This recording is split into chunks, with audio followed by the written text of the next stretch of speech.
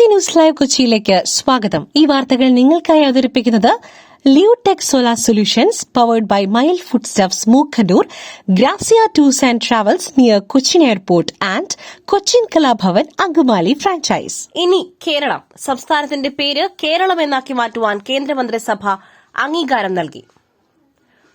സംസ്ഥാനത്തിന്റെ പേര് കേരള എന്നതിൽ നിന്നും കേരളം എന്നാക്കുവാനുള്ള തീരുമാനത്തിന് മന്ത്രിസഭ അംഗീകാരം നൽകിയതായി കേന്ദ്രമന്ത്രി അശ്വിനി വൈഷ്ണവ്.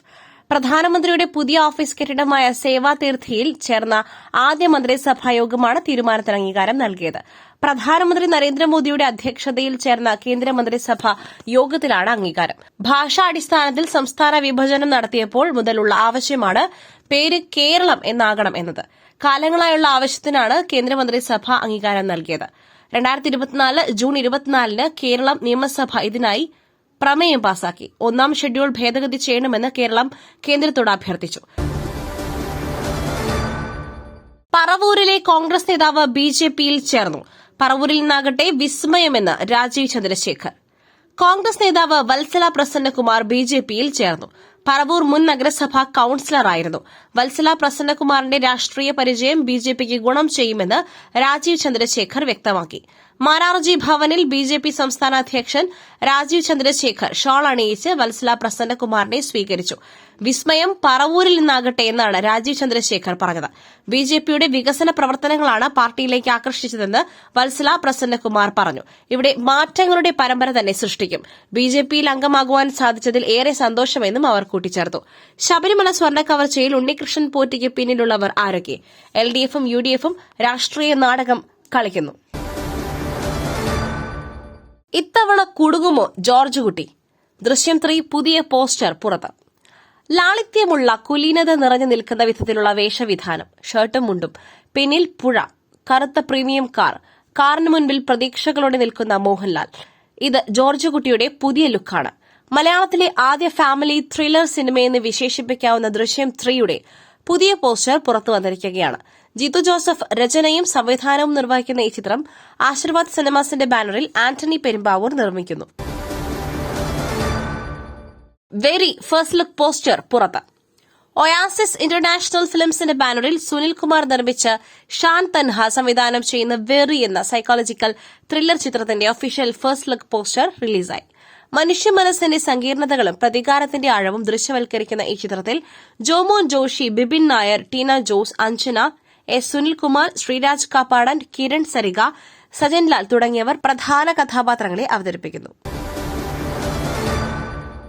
വൈറ്റിലയിൽ യുവതിയെ കൊലപ്പെടുത്തി റെയിൽവേ ട്രാക്കിൽ തള്ളിയ സംഭവം പ്രതി പിടിയിൽ. കൊച്ചി വൈറ്റിലയിൽ യുവതിയെ കൊലപ്പെടുത്തി റെയിൽവേ ട്രാക്കിൽ തള്ളിയ പ്രതി മണിക്കൂറുകൾക്കകം പിടിയിൽ. വൈറ്റില സ്വദേശി ഷാജിയെ പോലീസ് കസ്റ്റഡിയിലെടുത്തു. കോട്ടയം സ്വദേശി സുധാ ബേബിയെ രാവിലെയാണ് റെയിൽവേ ട്രാക്കിന് സമീപം മരിച്ച നിലയിൽ കണ്ടെത്തിയത്. മൃതദേഹത്തിന് സമീപത്തു നിന്നും കിട്ടിയ യുവതിയുടെ ഫോണാണ് നിർണായകമായത്. CCTV ദൃശ്യങ്ങളും പോലീസ് പരിശോധിച്ചു. സ്ത്രീയുടെ മുഖത്തും ശരീരത്തിലും മുറിവുകളും പാടുകളുമുണ്ട്. മൃതദേഹത്തിന് തൊട്ടടുത്തു നിന്നും കണ്ടെത്തിയ ഫോണിൽ നിന്നാണ് പോലീസ് വിവരങ്ങൾ തേടിയത്. പുലർച്ചെ 3 മണിയോടെയാണ് മൃതദേഹം കണ്ടെത്തിയത്.